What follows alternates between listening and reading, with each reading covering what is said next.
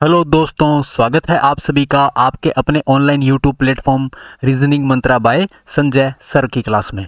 तो आज हम आपके लिए लेके आए हैं एसएससी जीडी 2026 के टॉप 20 एमसीक्यू की क्लास, जो कि आपके आने वाले जीडी के एग्जाम के लिए बहुत इंपॉर्टेंट क्लास रहने वाली है। तो चलिए बिना किसी देरी के हम स्टार्ट करते हैं आज की क्लास। और आज की क्लास में जो पहला क्वेश्चन है वो है ये वाला। यहाँ आपको पहले क्वेश्चन में दिया गया है, यदि माइनस और भाग को परस्पर बदल दिया जाए तथा गुणा और प्लस को परस्पर बदल दिया जाए तो निम्नलिखित समीकरण में प्रश्न चिन्ह के स्थान पर क्या आएगा। तो यहाँ दे रखा है जी 8, 63, 7, 7 और 9 बराबर में क्वेश्चन मार्क। बदलना किसको है? माइनस और भाग को। तो जहां पे माइनस था वहां पे लिख दो भाग, और जहां भाग था वहां लिख दो माइनस। तथा गुणा और प्लस को बदलना है, यानी कि प्लस और गुणा को आपस में चेंज कर दो। तो प्लस की जगह पे आएगा गुणा और गुणा की जगह पे आएगा प्लस। अब ये जो भाग है 63 भाग 7, तो पहले इसको सोल्व कर लो। 7 निमा क्या होता है? 63 और 9 8 72। 72 प्लस 7 माइनस 9 बराबर में क्वेश्चन मार्क। अच्छा, 72 में से 7 माइनस 72 में आप 7 जोड़ोगे कितना हुआ? 79 में से फिर 9 घटाओगे तो क्या आंसर आएगा? 70, जो कि हमें दे रखा ऑप्शन नंबर डी में। अगला क्वेश्चन दिया है, अंग्रेजी वर्णानुक्रम के आधार पर दी गई श्रृंखला में प्रश्न चिन्ह के स्थान पर क्या आएगा। आपको बताना है यहाँ पे क्या आएगा। तो इधर देखो भी, टी के बाद में यू, यू के बाद में वी और वी के बाद में डब्ल्यू। तो अगला अक्षर क्या आएगा? एक्स। उसके बाद में बात करते हैं last, F G H I J, यानी लास्ट जो अल्फाबेट आएगा वो आएगा जे। अच्छा, यहाँ एक्स और जे हमें दोनों ऑप्शन में दे रखा है। अब बीच वाला चेक करते हैं।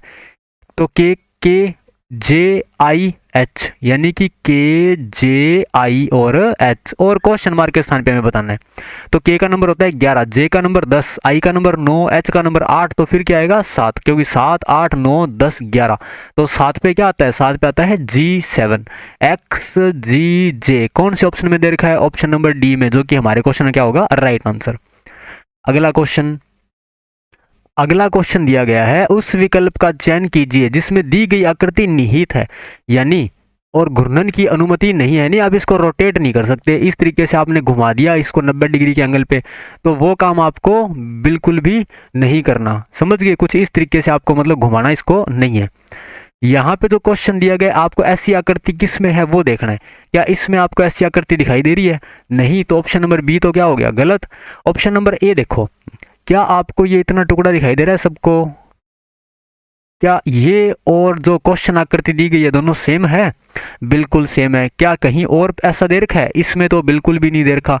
यहां अगर मैं चेक करना चाहूं तो क्या ये हो सकता है?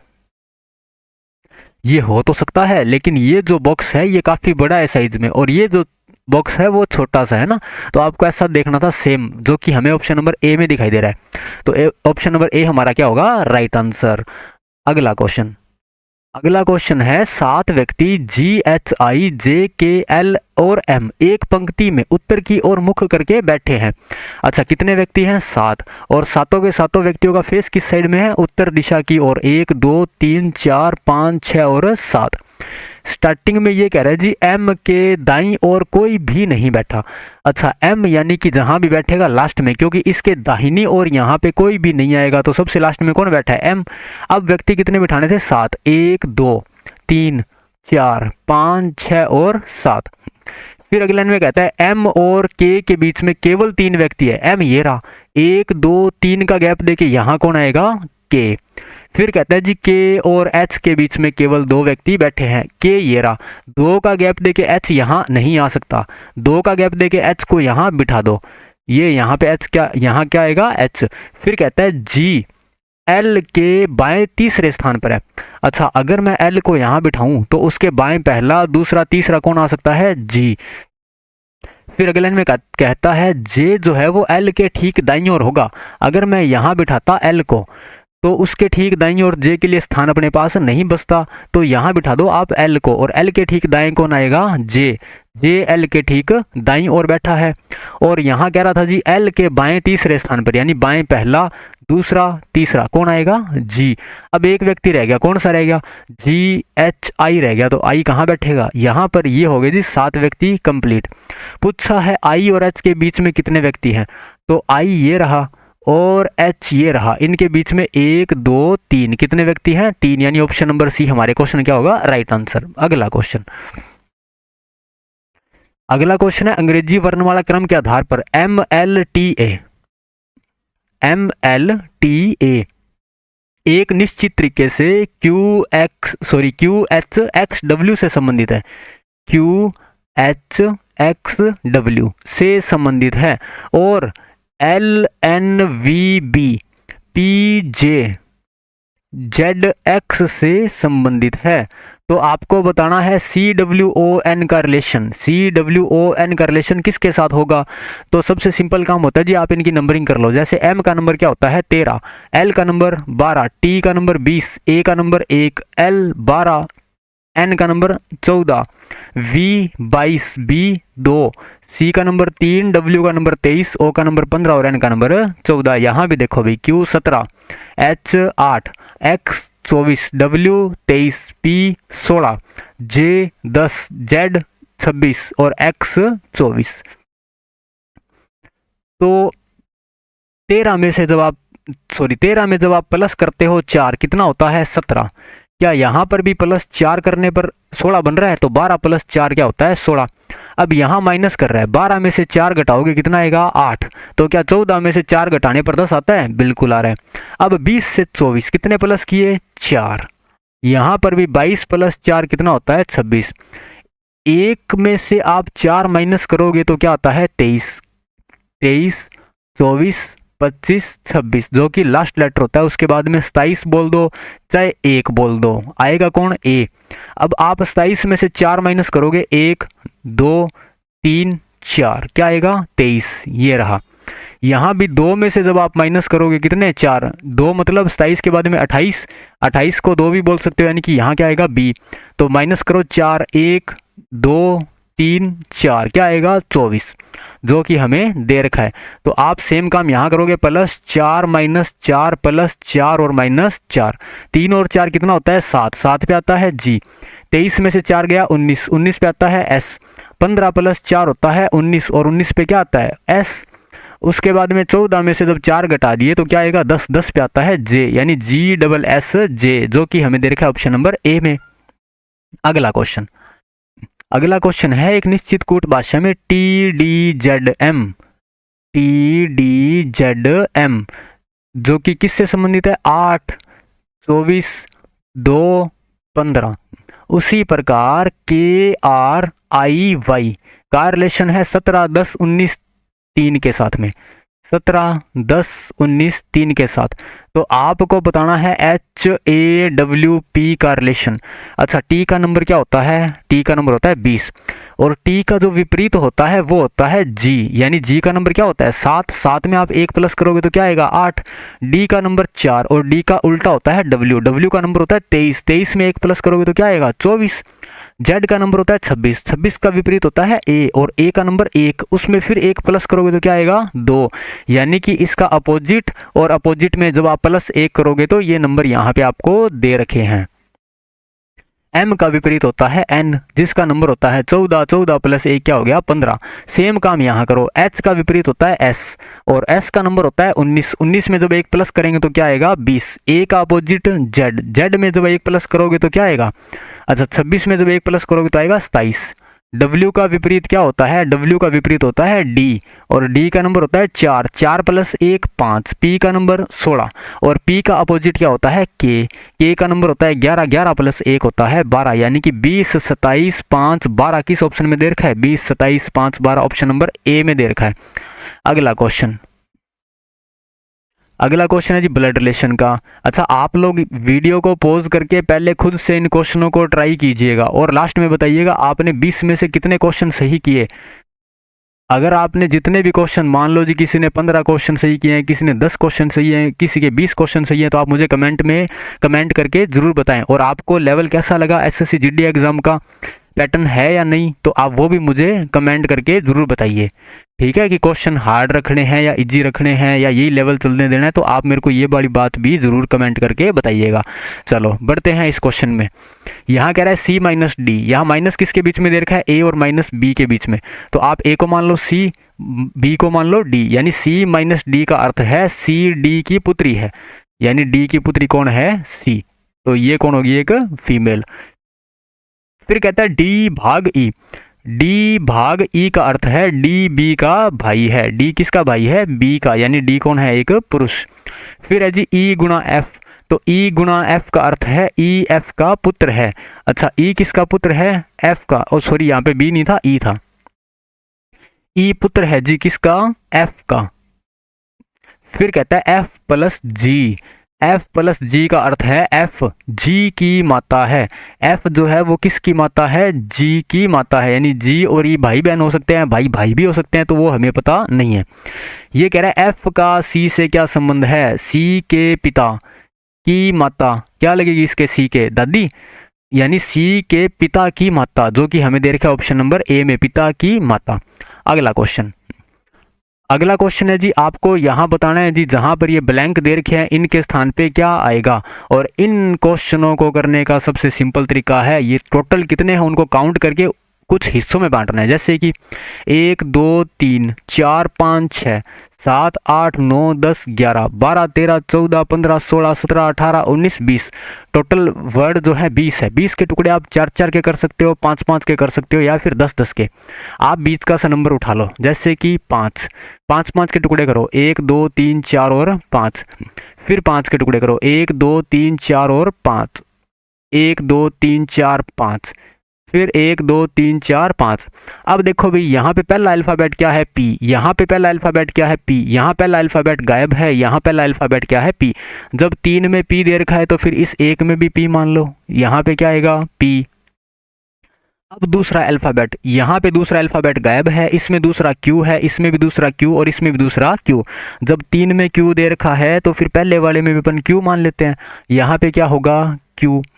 अब चेक करते हैं तीसरा अल्फ़ाबेट, यहाँ तीसरा गायब, यहाँ भी तीसरा, अच्छा यहाँ तीसरा है टी, यहाँ तीसरा गायब, यहाँ तीसरा गायब। एक में टी दे रखा है, बाकियों में कुछ नहीं दे रखा, तो बाकियों में एक बार अपन मान लेते हैं क्या, टी। अगर टी नहीं हुआ तो हम कोई और तरीका अप्लाई करेंगे, तो यहाँ पे भी मैंने क्या मान लिया, टी। अब बात करते हैं चौथे की, यू दे रखा है, यहाँ गायब है, यहाँ भी यू है, यहाँ भी यू। 3 में यू दे रखा है तो फिर 1 में आप यू मान लो। उसके बाद में लास्ट अल्फ़ाबेट, यहाँ ओ दे रखा है, यहाँ गायब है, यहाँ ओ दे रखा है, यहाँ भी गायब। 2 में ओ दे रखा है तो इन 2 में भी हम क्या मान लेते हैं, ओ। अब जो आपने फिल किए हैं क्या वो ऑप्शन है, अगर वो ऑप्शन है तो ठीक, नहीं तो फिर अपन लॉजिक और चेंज करेंगे। फिर यू ओ, पी टी और टी ओ, क्या ऐसा ऑप्शन है, Q T U O P, Q T U, ये तो नहीं है, Q T U O P double T O, यानी ऑप्शन नंबर सी हमारा क्या होगा, राइट आंसर। आप इस क्वेश्चन को सबसे पहले ऐसे ही करोगे जी, टोटल वर्ड जो आपको दे रखे हैं आप उनको काउंट कर लो, उसके बाद में उनको टुकड़ों में काट लो। जैसे 20 का कितने कितने के टुकड़े कर सकते हो, 4 4 के, 5 5 के, है ना, तो उस तरीके से। फिर कोई इनके बीच का सा नंबर देख लो, जैसे कि 5, अगर 5 से आंसर ना आए तो फिर 4 4 के पेयर आप बना के देखोगे। अगला क्वेश्चन, अगला क्वेश्चन कह रहा है अंग्रेजी वर्णमाला क्रम के आधार पर NRDF एक निश्चित प्रकार से PMF से संबंधित है। NRDF का संबंध है PMFA से। तो यहाँ देखो भाई, N का नंबर होता है 14, R का number 18, D 4, F 6, P 16, M 13, F 6, A 1। अच्छा, 14 में से 14 + 2 होते हैं 16 और 18 - 5 होते हैं 13, है ना, और 4 + 2 होते हैं 6 और 6 - 5 होता है 1, यानी +2 - 5 +2 - 5। क्या यही सेम लॉजिक यहाँ लग रहा है SFJW और UALR में, SFJW UALR। तो S का नंबर 19, F का नंबर 6, J का नंबर 10 और W का नंबर 23। वैसे ही U 21, A 1, L 12, R 18। हाँ जी, 19 + 2 होता है 21, 6 माइनस 5 होता है 1, 10 प्लस 2 होता है 12 और 23 माइनस 5 होता है 18। यानी कि ये वाला लॉजिक और ये वाला लॉजिक बिल्कुल सेम है। तो यही सेम लॉजिक आप यहाँ अप्लाई करोगे, प्लस 2 माइनस 5 प्लस 2 माइनस 5, और ये करना है जी वी के क्यू में। जी वी के क्यू, जी का नंबर होता है 7, वी का नंबर क्या होता है 22, के का नंबर 11 और क्यू का नंबर 17। 7 प्लस 2 9, 9 पे क्या आता है आई। 22 में से जब आप 5 माइनस करते हो क्या आता है 18, और 18 पे क्या आएगा, सॉरी 17, 17 पे क्या आएगा क्यू। 11 प्लस 2 होता है 13 और 13 पे आता है एम। 17 में से 5 गए 12, 12 पे आता है, 12 पे आता है एल। तो आई क्यू एम एल किस ऑप्शन में दे रखा है, आई क्यू एम एल दे रखा है ऑप्शन नंबर ए में। अगला क्वेश्चन, अगला क्वेश्चन है जी, इस सीरीज में प्रश्नवाचक चिन्ह के स्थान पे क्या आएगा। यहां दे रखा है 10, 11, 13, 17, 25 और क्वेश्चन मार्क। तो सीरीज में आप सबसे पहले गैप चेक करो। यहाँ देखो भी 10 और 11 के बीच का अंतर कितना है 1, 11 और 13 के बीच का अंतर कितना है 2, 13 और 17 के बीच का अंतर है 4, और यहाँ अंतर है 3 और 5 8 का। 1 का डबल 2, 2 का डबल 4, 4 का डबल 8 और 8 का डबल 16। यानी यहाँ जो अंतर आएगा वो आएगा 16 का। 25 और 16 कितने होते हैं 41। तो यहाँ जो क्वेश्चन मार्क के स्थान पे आएगा वो आएगा 41, यानी ऑप्शन नंबर ए। बढ़ते हैं अगले क्वेश्चन की तरफ। अगला क्वेश्चन है सिलोग्स टॉपिक का। यहाँ दे रखा है कथन और निष्कर्ष। आप कथन को पढ़ के डायग्राम बनाओगे और निष्कर्ष को पढ़ के उनके आंसर दोगे। कह रहा है जी सभी पायल मोजे हैं। सभी पायल क्या है मोजे, यानी सारी की सारी पायल जो है वो किसके अंदर आएगी, मोजों के अंदर। फिर कह रहा है सभी मोजे फ्लैट हैं, यानी सारे के सारे जो मोजे हैं वो किस में आएंगे, वो आएंगे फ्लैट में। फिर कह रहा है कुछ फ्लैट ट्राउजर है। अच्छा, इसमें से कुछ हिस्सा आप ले लो, फ्लैट में से कुछ हिस्सा क्या है ट्राउजर। फिर निष्कर्ष, सभी पायल फ्लैट है। क्या सारी की सारी पायल फ्लैट है, बिल्कुल। अंदर से जब बाहर जाते हो तो सभी वर्ड क्या होता है सही। फिर कह रहा है कुछ ट्राउजर पायल है। क्या कुछ ट्राउजर पायल है, ट्राउजर का कोई भी हिस्सा पायल के साथ कहीं टच हो रहा है, नहीं। तो ये क्या हो गया गलत, यानी केवल निष्कर्ष एक अनुसरण करता है। अगला क्वेश्चन, अगला क्वेश्चन है जी शर्ट, कॉटन, डेनिम। अच्छा, जो शर्ट आती है वो कॉटन की भी आती है, डेनिम की भी आती है ना। कपड़ा अलग अलग होता है कि नहीं होता, कुछ कॉटन के भी कुछ डेनिम के। तो सारी शर्टें तो कॉटन की नहीं होती, या सारी शर्टें डेनिम की तो नहीं होती। मान लो जी ये क्या है शर्ट। अब इनमें से कुछ जो है वो किसकी होती है, कॉटन की, और कुछ जो होती है वो किसकी होती है, डेनिम। तो ऐसा कोई ऑप्शन है, ऐसा ऑप्शन है अपने पास में ऑप्शन नंबर डी में, जो कि हमारा क्या होगा राइट आंसर। अगला क्वेश्चन, अगला क्वेश्चन है जी इस कागज को आपको दिया गया है और इसको मोड़कर जब आप खोलोगे तो कैसा बनेगा। पहले आपने इस तरीके से इसको फोल्ड किया, फिर आपने इसको इस तरीके से फोल्ड किया। अब आप देखो इसको करने का बिल्कुल सिंपल तरीका है वाटर इमेज और मिरर इमेज के तरीके से। अगर मैं इस साइड खोलूं तो क्या मिरर इमेज बनेगी। यहाँ पे मान लो मिरर रखा हुआ है, तो ये जो डायग्राम है कुछ आपको इस तरीके से बनता हुआ दिखाई देगा। तो ऐसा कुछ डायग्राम आपको बनता हुआ दिखाई देगा।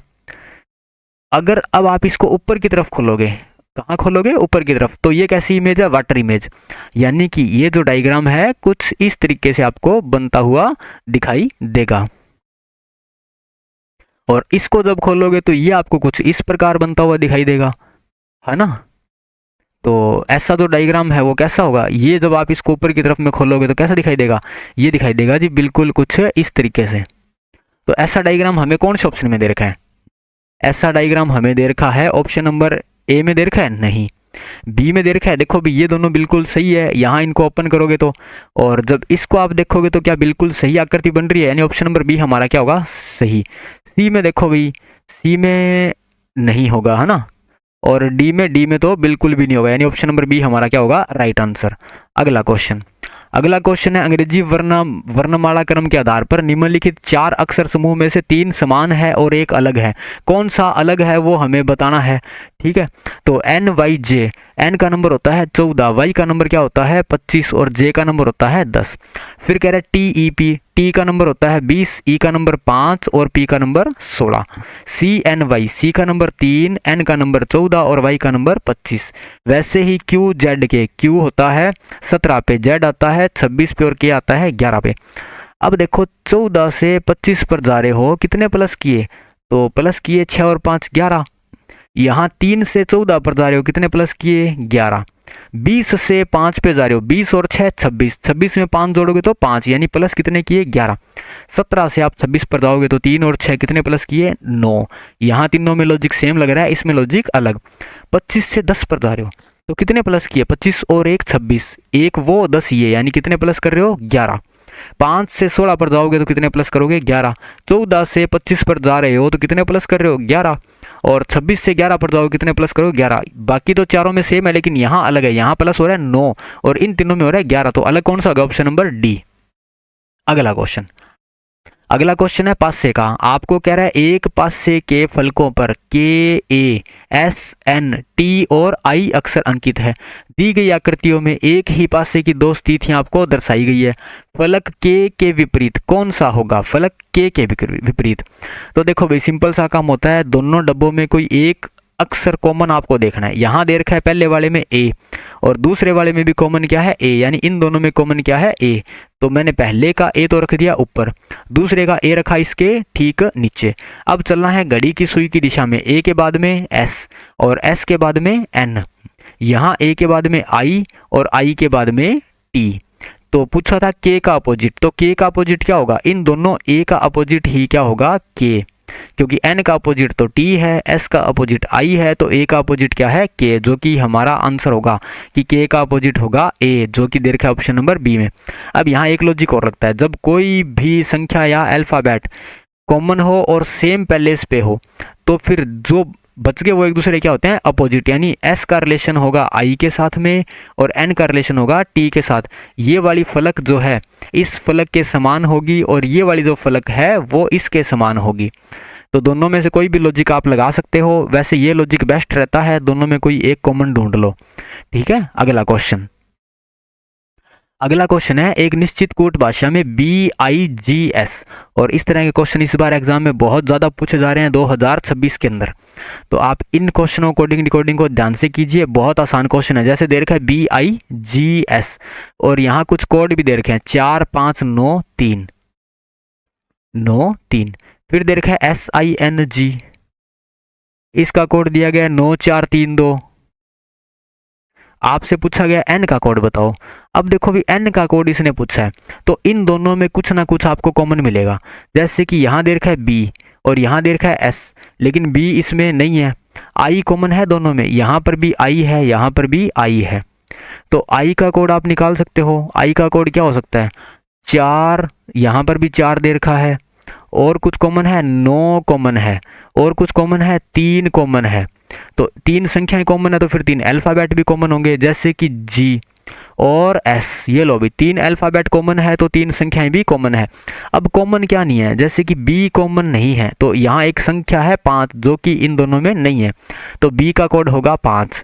एन कॉमन नहीं है इन दोनों में और यहाँ एक अंक कॉमन नहीं है 2, तो एन का कोड क्या होगा 2। और आपसे पूछा था एन का कोड क्या होगा, तो एन का कोड होगा 2, जो कि ऑप्शन नंबर डी में हमें दे रखा है। अगला क्वेश्चन है निम्न आकृति में कितने त्रिभुज हैं। देखो भाई यहाँ पर करने का बिल्कुल सिंपल तरीका है, एक सीधा त्रिभुज और उसके अंदर एक उल्टा त्रिभुज। जब भी सीधे त्रिभुज में एक उल्टा त्रिभुज दिया जाएगा तो आंसर आएगा 5।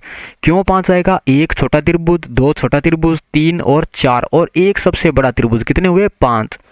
अब यहाँ आप इनको एक बार साइड में रखो, जैसे कि इस वाले त्रिभुज को, छोटे से त्रिभुज को, यहाँ इस छोटे त्रिभुज को एक बार गायब कर दो और इसको भी एक बार गायब कर दो, तो उसके अलावा क्या सेम आकृति बच गई।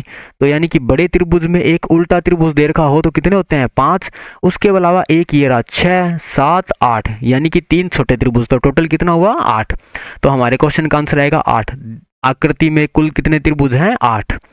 तो अगला क्वेश्चन, और मैंने आपको काउंटिंग फिगर का एक अलग टॉपिक करवाया था, आप उसको भी देखना, वहां से सारा बेसिक आपके क्लियर हो जाएगा। अगला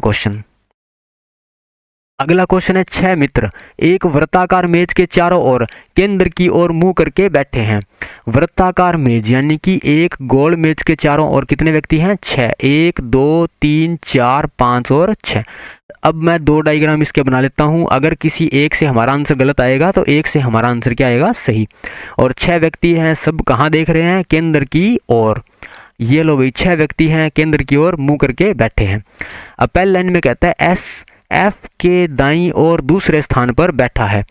मान लो जी एफ यहाँ बैठा है दोनों डायग्राम में, तो एफ के दाईं और दूसरा कौन है एस, तो दाएं पहला दाएं दूसरा कौन होगा एस, यानी दाएं पहला और दाएं दूसरा कौन होगा एस। फिर कहता है एफ जी के दाईं और दूसरे स्थान पर है, एफ जो है वो जी यहाँ बैठेगा तो उसके दाएं पहला और दाएं दूसरा कौन होगा एफ, जी के दाएं दूसरा कौन है एफ। फिर कहता है आर और ई के बीच में केवल एफ बैठा है। अच्छा एफ जो है वो किन के बीच में बैठा है, आर और ई के बीच में। अब हो सकता है ई यहाँ बैठा हो, आर यहाँ बैठा हो, या हो सकता है आर इस साइड बैठा हो और ई इस साइड बैठा हो, दोनों ही बातें हो सकती है। लो जी ये पहली पॉसिबिलिटी होगी और ये दूसरी, इनमें से कोई एक सही होगा अगली लाइन में और कोई एक गलत। फिर कहता है ई एस का निकटतम पड़ोसी है, तो क्या यहाँ ई एस का निकटतम पड़ोसी बन रहा है, नहीं। क्या यहाँ ई एस का निकटतम पड़ोसी बन रहा है, बिल्कुल सही बात है। अब एक बंदा कौन सा रह गया वो हमें देखना है, तो वो रह गया जी टी, वो यहाँ आएगा। कहता है आर के दाईं ओर गिनती करने पर, आर ये रहा और दाहिनी साइड ये वाली, आर के दाईं गिनती करने पर टी और आर के बीच में कितने हैं, 1 2 3, कितने हैं 3, ऑप्शन नंबर डी। अगला क्वेश्चन है यदि शब्द वेरिएबल, शब्द दे रखा है VARIABLE, वेरिएबल के प्रत्येक अक्षर को उल्टे अंग्रेजी वर्णमाला क्रम में व्यवस्थित किया जाए। उल्टा अक्षर मतलब Z Y X W, इस तरीके से V U है ना, विपरीत क्रम में, ठीक है, बड़े से छोटा। तो पहले काम करोगे इनकी नंबरिंग, V का नंबर 22, A का नंबर 1, R का नंबर 18, 9, 1 2 12 5। अब बताओ भी सबसे बड़ा अल्फ़ाबेट कौन सा है, V। फिर उससे छोटा R, उससे छोटा 18 से छोटा अंक कौन सा है 12, यानी कि L। 12 से छोटा अंक है 9, 9 पे क्या आएगा I। उससे छोटा अंक है 5 यानी E। 5 से छोटा नंबर है 2, 2 से छोटा नंबर है A, सॉरी 2 का नंबर 2B और उससे छोटा है A, यानी 2 बार A दे रखा है। ये हो गया जी उल्टा अंग्रेजी वर्णमाला क्रम। तो कितने अक्षरों का स्थान अपरिवर्तित, यानी जो पहले जिस स्थान पे था उसी स्थान पे अभी भी है, तो 1 2, बस ये 2 ही हैं जिनके स्थान अपरिवर्तित। अच्छा एक B भी है, ये रहा 3, कितने हैं 3, यानी ऑप्शन नंबर ए हमारे क्वेश्चन क्या होगा राइट आंसर। अगला क्वेश्चन है जी क्वेश्चन मार्क के स्थान पर इस सीरीज में क्या आएगा। सीरीज है 65, 86, 114, 149, 191 और क्वेश्चन मार्क। तो इनके बीच का अंतर कितना है, 6 में से 5 माइनस किया 1, 8 में से 6 गए 2। फिर इनका अंतर देखो भी, 14 तो ये हो गए और 14 ये, कितना हुआ 28। फिर इनका अंतर देखो, 9 में से 4 गए 5, 4 में से 1 गया 3। फिर इनके बीच का अंतर 50, 41 और 1 42, यहाँ पे क्या आएगा 42। 7 का पढ़ा होता है ना, 7 गुणा 3 21, 7 गुणा 4 28, 7 गुणा 5 35, 7 गुणा 6 42, तो यहाँ आएगा 7 गुणा 7 49। जब आप 191 में 49 जोड़ोगे तो कितना आएगा, 9 और 1 10, 9 और 1 10, 4 14 और 1 और 1 2, यानी 240। क्वेश्चन मार्क के स्थान पे क्या आएगा 240, ऑप्शन नंबर डी। अगला क्वेश्चन, अच्छा हाँ जी, ये 20 क्वेश्चनों का एक सेट था आपके एसएससी जीडी एग्जाम के लिए। ये क्वेश्चन आपके एसएससी जीडी और रेलवे या फिर दिल्ली पुलिस या फिर चंडीगढ़ पुलिस या अदर स्टेट कोई भी पुलिस का एग्जाम हो, कोई भी स्टेट लेवल के एग्जाम हो, रीजनिंग के अंदर पैटर्न लगभग सेम रहता है। आप केवल बैंकिंग को छोड़ दो, उसके अलावा बाकी सब एग्जाम में, ठीक है। तो आप मुझे बताइएगा आपने 20 में से कितने क्वेश्चन सही किए और आपको ये लेवल कैसा लगा एसएससी जीडी या फिर रेलवे ग्रुप डी के अकॉर्डिंग। और आप हमारे चैनल रीजनिंग मंत्रा बाय संजय सर को ज़रूर सब्सक्राइब करें, ठीक है, तथा वीडियो को लाइक करें, कमेंट करें, अपने फ्रेंड के साथ शेयर करें। चलो धन्यवाद जी, मिलते हैं कल की क्लास में। आज की क्लास आपको कैसी लगी आप मुझे कमेंट करके